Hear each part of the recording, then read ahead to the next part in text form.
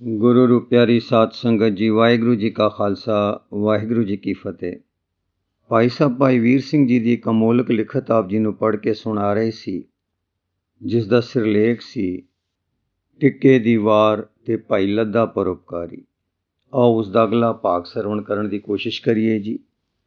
ਪਿਛਲੇ ਭਾਗ ਵਿੱਚ ਅਸੀਂ ਪੜ੍ਹਿਆ ਕਿ ਸਤਿਗੁਰਾਂ ਨੇ ਭਾਈ ਲੱਦਾ ਜੀ ਦੀ ਬੇਨਤੀ ਤੇ ਸੱਤਾ ਅਤੇ ਬਲਵੰਡ ਨੂੰ ਮਾਫ ਕਰ ਦਿੱਤਾ, ਪਰ ਰੋਗ ਹਾਲੇ ਦੂਰ ਨਹੀਂ ਹੋਇਆ। ਸਤਿਗੁਰਾਂ ਨੇ ਕਿਹਾ ਕਿ ਇਹਨਾਂ ਨੇ ਗੁਰੂ ਨਾਨਕ ਪਾਤਸ਼ਾਹ ਦੀ ਨਿੰਦਿਆ ਕੀਤੀ ਹੈ ਤੇ ਜਿਉਂ-ਜਿਉਂ ਉਸਤਤ ਕਰਨਗੇ ਤਾਂ ਇਹ ਰੋਗ ਵੀ ਦੂਰ ਹੋ ਜਾਏਗਾ। ਤਾਂ ਉੱਥੇ ਇਹਨਾਂ ਨੇ ਵਾਰ ਦਾ ਉਚਾਰਨ ਕੀਤਾ। ਆਓ ਪਿਆਰ ਨਾਲ ਸਰਵਣ ਕਰਨ ਦੀ ਕੋਸ਼ਿਸ਼ ਕਰੀਏ ਜੀ।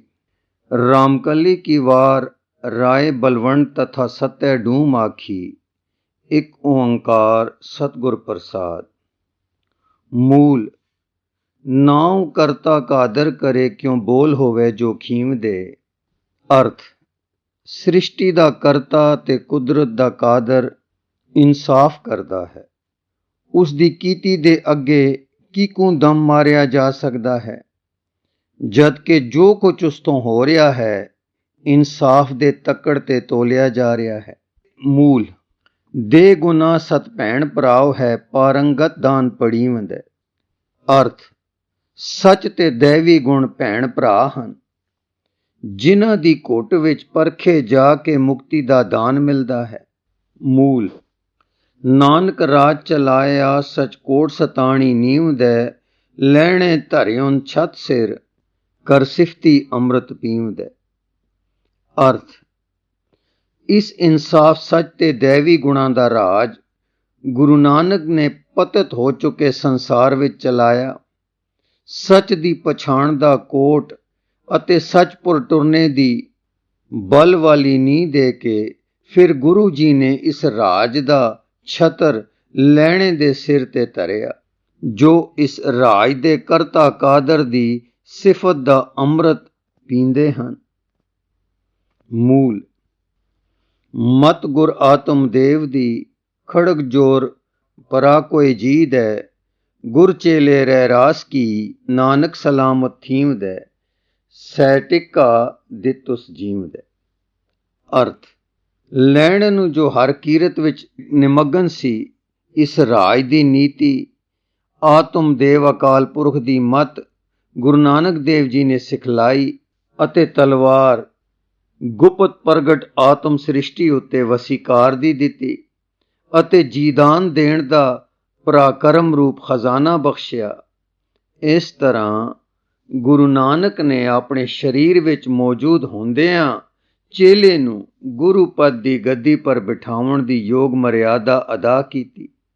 ਅਰਥਾਤ ਉਹ ਟਿੱਕਾ ਜੋ ਵਾਹਿਗੁਰੂ ਨੇ ਨਾਨਕ ਨੂੰ ਦਿੱਤਾ ਸੀ, ਨਾਨਕ ਨੇ ਲਹਿਣੇ ਨੂੰ ਆਪਣੇ ਜਿਉਂਦੇ ਜੀ ਦੇ ਦਿੱਤਾ। ਭਾਵ ਇਸ ਸਾਰੀ ਵਾਰ ਵਿੱਚ ਠੇਠ ਪੰਜਾਬੀ ਤੇ ਡੋਮ ਭਾਸ਼ਾ ਦੇ ਬਹੁਤੇ ਪਦ ਵਰਤੇ ਗਏ ਹਨ। ਡੋਮ ਭਾਸ਼ਾ ਵਿੱਚ ਪੁਰਾਤਨ ਪ੍ਰਾਕਿਰਤ ਦੇ ਸਮੇਂ ਨਾਲ ਬਦਲਦੇ, ਪਰ ਡੂਮਾਂ ਦੇ ਨਿਰੇ ਆਪਣੇ ਗੀਤਾਂ ਤੇ ਵਾਰਾਂ ਵਿੱਚ ਵਰਤਣੇ ਕਰਕੇ ਬੋਲੀ ਜਾਣ ਵਾਲੀ ਬੋਲੀ ਨਾਲੋਂ ਪੁਰਾਣੇ ਲਫ਼ਜ਼ ਵਧੀਕ ਹਨ। ਜਿਸ ਤਰ੍ਹਾਂ ਨਾਉ ਨਿਆਉ ਦਾ ਪੁਰਾਣਾ ਸਰੂਪ ਹੈ। ਦੇ ਗੁਣਾ ਯਾਨੀ ਦੈਵੀ ਗੁਣ, ਪ੍ਰਾਕੋਏ ਯਾਨੀ ਪਰਾਕਰਮ ਆਦਿ ਵੀ ਡੋਮ ਭਾਸ਼ਾ ਦੇ ਲਫ਼ਜ਼ ਹਨ। ਰਚਨਾ ਇਸ ਵਾਰ ਦੀ ਜ਼ਰਾ ਕਠਿਨ ਹੈ। ਸਤੇ ਬਲਵੰਡ ਨੇ ਇਸ ਵਾਰ ਵਿੱਚ ਆਪ ਫੋਕੇ ਜਸ ਗਾਉਣ ਵਾਲਿਆਂ ਭੱਟਾਂ ਵਾਂਗੂ ਖੁਸ਼ਾਮਦ ਦੇ ਖਿਆਲ ਨਾਲ ਕੀਰਤੀ ਨਹੀਂ ਕੀਤੀ।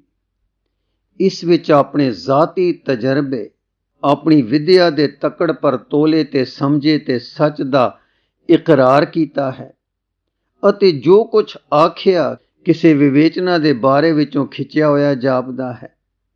ਆਪਣੀ ਭੁੱਲ ਜੋ ਇਸ ਗੱਲ ਵਿੱਚ ਸੀ ਕਿ ਗੁਰੂ ਜਾਂ ਇਹ ਕਾਰਕ ਮਹਾਂਪੁਰਖ ਆਪਣੇ ਰਤਾ ਕੋ ਗੁਣਾ ਕਰਕੇ ਬਣੇ ਹਨ ਔਰ ਉਹਨਾਂ ਥੋੜੇ ਗੁਣਾਂ ਨੂੰ ਸਾਡੀ ਵਿਦਿਆ ਤੇ ਗੁਣ ਨੇ ਵਧਾਇਆ ਹੈ, ਉਹਨਾਂ ਦੀ ਸਮਝ ਵਿੱਚ ਆਈ ਹੈ ਕਿ ਠੀਕ ਨਹੀਂ।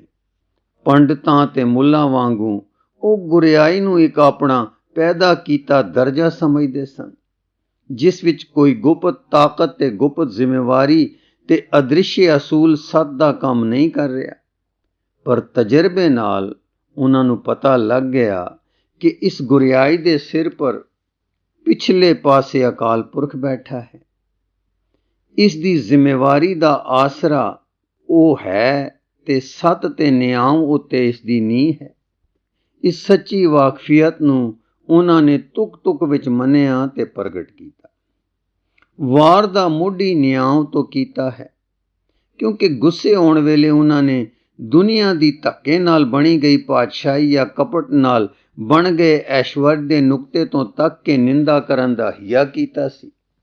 ਹੁਣ ਜਦ ਗੁਰੂ ਜੀ ਦੀ ਖਿਮਾ, ਪਿਆਰ, ਕੁਦਰਤ ਦੇ ਸੱਚੇ ਪਰ ਚੁੱਪ ਨਿਯਮਾਂ ਤੋਂ ਆਪਣੇ ਕੀਤੇ ਦੀ ਸਜ਼ਾ, ਗੁਰੂ ਦੇ ਪੈਦਾ ਕੀਤੇ ਸਿੱਖਾਂ ਵਿੱਚ ਕੁਰਬਾਨੀ ਦੇ ਦਰਜੇ ਤੱਕ ਪਰਉਪਕਾਰ ਤੇ ਨੇਕੀ ਦਾ ਮਾਦਾ, ਸਤਿਗੁਰ ਵਿੱਚ ਆਤਮ ਬਲ ਤੇ ਅਪਰਾਧੀ ਨੂੰ ਬਖਸ਼ਿਸ਼ ਤੇ ਹਉਮੈ ਤੋਂ ਛੁੱਟਦੇ ਹੀ ਉਸ ਦੀ ਫਿਰ ਸੱਚੀ ਕਦਰ, ਇਹ ਸਾਰੇ ਦੈਵੀ ਗੁਣ ਤੱਕ ਲਏ ਸਨ। ਤਾਂ ਨਜ਼ਰ ਆਇਆ ਕਿ ਇਸ ਗੁਰਿਆਈ ਦੇ ਸਿਰ ਤੇ ਸ੍ਰਿਸ਼ਟੀ ਦਾ ਕਰਤਾ ਤੇ ਸ੍ਰਿਸ਼ਟੀ ਉਸ ਦੀ ਕੁਦਰਤ ਦੀ ਕਾਦਰ ਹੈ, ਔਰ ਉਹ ਕਾਦਰ ਰਹੀ ਕਰਨੇ ਵਾਲਾ ਜਾਂ ਪੱਖੀ ਈਸ਼ਵਰ ਨਹੀਂ, ਪਰ ਨਿਆਮ ਦਾ ਅਧਿਸ਼ਟਾਤਾ ਹੈ। ਉਸ ਦੇ ਕੀਤੇ ਅੱਗੇ ਦਮ ਕਿਕੋਂ ਵੱਜ ਸਕਦਾ ਹੈ, ਜਦ ਕਿ ਉਸ ਦੇ ਪ੍ਰਬੰਧ ਵਿੱਚ ਜੋਖੀਵਨਾ ਯਾਨੀ ਤੋਲਿਆ ਜਾਣਾ ਹੋ ਰਿਹਾ ਹੈ, ਔਰ ਪੜੀਵਨਾ ਚੰਗੀ ਤਰ੍ਹਾਂ ਦਬ ਘੁੱਟ ਕੇ ਪਰਖਣਾ ਹੋ ਰਹੀ ਹੈ, ਔਰ ਉਸ ਪਰਖ ਤੇ ਤੋਲ ਵਿੱਚ ਦੈਵੀ ਗੁਣ ਤੇ ਸੱਤ ਜੋ ਆਪੇ ਵਿੱਚ ਭੈਣ ਭਰਾ ਹਨ, ਜੰਤਰ ਹਨ, ਜਿਸ ਤੇ ਪਰਖ ਕੀਤੀ ਜਾਂਦੀ ਹੈ।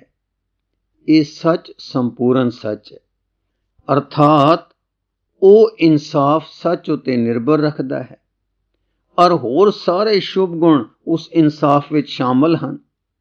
ਇਸ ਅਦਲ ਤੇ ਤੁਲਨ ਤੇ ਸੱਤ ਔਰ ਦੈਵੀ ਗੁਣਾਂ ਵਿੱਚ ਪੀੜੇ ਜਾ ਕੇ ਯਾਨੀ ਪਰਖੇ ਜਾਣ ਨਾਲ ਜੋ ਦਾਨ ਮਿਲਦਾ ਹੈ ਉਹ ਦਾਨ ਮੁਕਤੀ ਦਾ ਹੈ।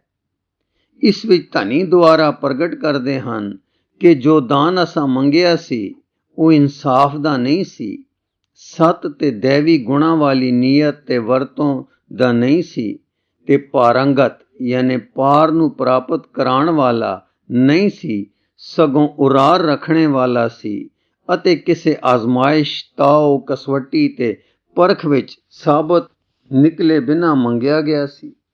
ਇਹ ਸਾਰੀ ਸਾਡੀ ਭੁੱਲ ਸੀ, ਕਿਉਂਕਿ ਵਾਹਿਗੁਰੂ ਰਾਜ ਜੋ ਗੁਰੂ ਨਾਨਕ ਨੇ ਚਲਾਇਆ ਹੈ, ਇਸ ਦਾ ਵਰਤਾਰਾ ਤੇ ਅਸਲਾ ਹੋਰ ਸੀ ਜੋ ਹੁਣ ਅਸੀਂ ਸਮਝਿਆ ਹੈ ਤੇ ਸਤਿਅਤਾ ਨਾਲ ਕਹਿ ਰਹੇ ਹਾਂ।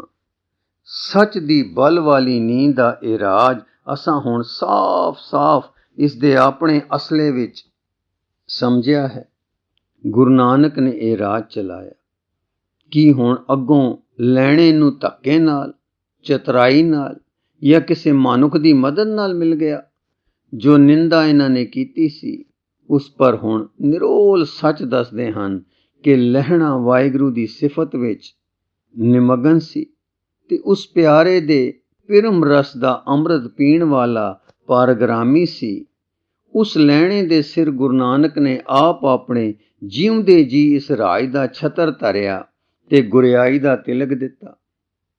ਰਾਜ ਤ੍ਰੈ ਚੀਜ਼ਾਂ ਤੇ ਕਾਇਮ ਹੁੰਦਾ ਹੈ: ਨੀਤੀ, ਬਲ ਤੇ ਪਰਾਕਰਮ। ਪਹਿਲਾ, ਨੀਤੀ ਅਕਲ ਦਾ ਕੰਮ ਹੈ ਜੋ ਸਮਝੇ ਤੇ ਨਜਿੱਠ ਸਕੇ। ਇਸ ਵਿੱਚ ਨੀਤੀ ਵੇਤਾ, ਸਲਾਹਕਾਰ ਤੇ ਵਿਦਵਾਨ ਲੋਕ ਆਸਰਾ ਹੁੰਦੇ ਹਨ। ਦੂਸਰਾ, ਬਲ ਉਹ ਤਾਕਤ ਹੈ ਜੋ ਰਾਜਾ ਵਿੱਚ ਉਸ ਦਾ ਜਬਾ ਜਾਂ ਇਕਬਾਲ ਕਰਕੇ ਕਾਇਮ ਹੁੰਦਾ ਹੈ।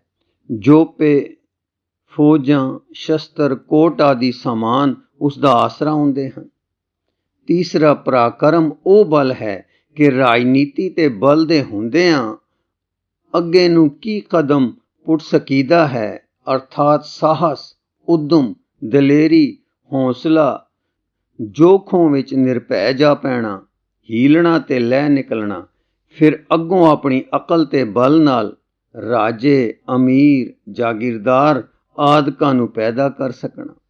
ਪਹਿਲਾ, ਸੋ ਇਸ ਰਾਜ ਵਿੱਚ ਨੀਤੀ ਯਾਨੀ ਮਤ ਸਤਿਗੁਰ ਆਤਮਦੇਵ ਦੀ ਗੁਰੂ ਨਾਨਕ ਨੇ ਦਿੱਤੀ। ਵਾਹਿਗੁਰੂ ਅਕਾਲ ਪੁਰਖ ਦਾ ਪੂਰਨ ਗਿਆਨ, ਉਸ ਦੀ ਰਚਨਾ ਦਾ ਸਾਰਾ ਗਿਆਨ ਕਿਸ ਅਕਲ ਨਾਲ ਅਸੁਰੀ ਸੰਪਦਾ ਦੇ ਰਾਜ ਨੂੰ ਸਰ ਕਰ ਕਰਕੇ ਵਾਹਿਗੁਰੂ ਦੇ ਤਾਬੇ ਕਰੀ ਜਾਣਾ ਤੇ ਅਸੁਰੀ ਸੰਪਦਾ ਦੀ ਪਰਜਾ ਨੂੰ ਆਤਮਦੇਵ ਦੀ ਪਰਜਾ ਬੜਾਈ ਜਾਣਾ, ਇਹ ਨੀਤੀ ਸਿਖਲਾਈ। ਦੂਸਰਾ, ਗੁਪਤ ਪ੍ਰਗਟ ਆਤਮ ਸ੍ਰਿਸ਼ਟੀ ਪਰ ਜ਼ੋਰ ਬਖਸ਼ ਦਿੱਤਾ। ਗੁਰੂ ਅੰਗਦ ਜੀ ਨੂੰ ਕਾਦਰ ਨਾਲ ਇੱਕ ਸਵਰ ਕਰਕੇ ਕੁਦਰਤ ਦੇ ਉੱਤੇ ਕਾਦਰਤਾ ਬਖਸ਼ੀ।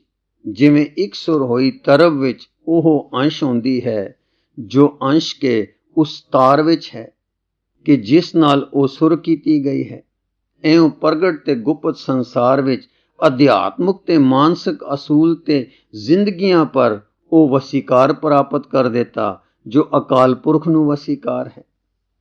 ਇਸ ਕਰਕੇ ਉਹ ਫੋਕੀ ਅਕਲ ਦੇ ਵੇਤਾ ਜਾਂ ਗਿਆਨੀ ਨਹੀਂ ਬਣੇ, ਪਰ ਜ਼ੋਰਦਾਰ ਵਸੀਕਾਰ ਵਾਲੇ ਆਤਮ ਗੁਰੂ ਬਣੇ। ਤੀਸਰਾ, ਪਰਾਕਰਮ ਜੀ ਦਾਨ ਦੇਣ ਦਾ ਦਿੱਤਾ।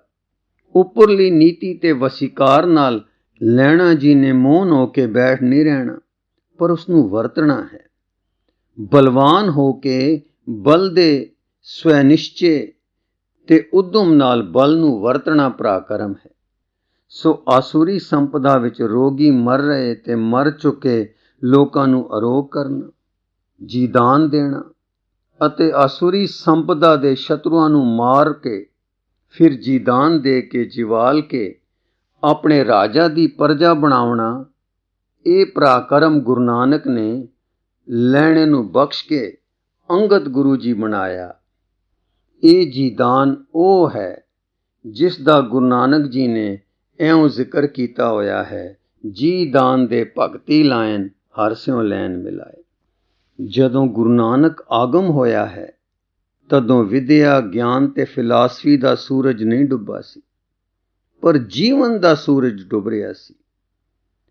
ਅਨਪੜ੍ਹ ਜਾਂ ਆਮ ਲੋਕ ਤਾਂ ਜ਼ੁਲਮ ਹੇਠ ਮਤ ਮਰੀ ਨਾਲ ਦੁੱਖਣੇ ਭਰ ਰਹੇ ਸਨ। ਜੋ ਪੰਡਤ, ਸ਼ਾਸਤਰ ਵੇਤਾ, ਸਿੱਧ ਲੋਕ ਜਾਂ ਪਾਂਦੇ ਤੇ ਆਗੂ ਸਨ, ਉਹਨਾਂ ਕੋਲ ਵਿਦਿਆ ਸੀ, ਫਿਲਸਫਾ ਸੀ, ਪਰ ਜੀਵਨ ਨਹੀਂ ਸੀ। ਉਹਨਾਂ ਦੀ ਜ਼ਿੰਦਗੀ ਵਿੱਚ ਜੋ ਕੁਛ ਉਹ ਪੜ੍ਹਦੇ ਸਨ ਉਹ ਕਰਦੇ ਨਹੀਂ ਸਨ। ਔਰ ਜਿਸ ਆਤਮ ਜੀਵਨ ਨਾਲ ਰੂਹ ਦੇ ਵਿੱਚ ਆਪਣੇ ਅਸਲ ਸੁਭਾਅ ਵਿੱਚ ਆ ਕੇ ਖਿੜ, ਮੌਲ, ਆਨੰਦ ਤੇ ਉੱਚਤਾ ਦੇ ਰਸ ਵਿੱਚ ਆ ਜਾਂਦੀ ਹੈ, ਉਹ ਉਹਨਾਂ ਗਿਆਨ ਦੇ ਨਾਲ ਆਤਮ ਰਚਨਾ ਤੇ ਵਸੀਕਾਰ ਅਤੇ ਵਸੀਕਾਰ ਦੇ ਨਾਲ ਜੀਦਾਨ ਦੇ ਕੇ ਉਹ ਉਹਨਾਂ ਨੂੰ ਪ੍ਰਾਪਤ ਨਹੀਂ ਸੀ।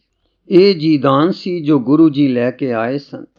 ਆਤਮਦੇਵ ਦਾ ਗਿਆਨ, ਗਿਆਨ ਦੇ ਨਾਲ ਆਤਮ ਰਚਨਾ ਤੇ ਵਸੀਕਾਰ ਦੇ ਨਾਲ ਜੀਦਾਨ ਦੇ ਕੇ ਆਤਮਦੇਵ ਵਿੱਚ ਮਿਲਾ ਦੇਣਾ, ਇਹ ਪਰਾਕਰਮ ਗੁਰੂ ਨਾਨਕ ਨੇ ਲੈਣੇ ਜੋਗ ਦੇ ਕੇ ਬ੍ਰਹਮ ਰਾਜ ਦਾ ਤਿਲਕ ਦਿੱਤਾ ਤੇ ਸੱਚਾ ਪਾਤਸ਼ਾਹ ਬਣਾਇਆ। ਲੈਣਾ ਇਉਂ ਗੁਰੂ, ਸੱਚਾ ਗੁਰੂ ਤੇ ਵਾਹਿਗੁਰੂ ਦਾ ਬਣਾਇਆ ਗੁਰੂ ਸਤੇ ਬਲਵੰਡ ਨੇ ਇਸ ਪੌੜੀ ਵਿੱਚ ਮੰਨਿਆ ਤੇ ਇਕਰਾਰ ਕੀਤਾ ਹੈ।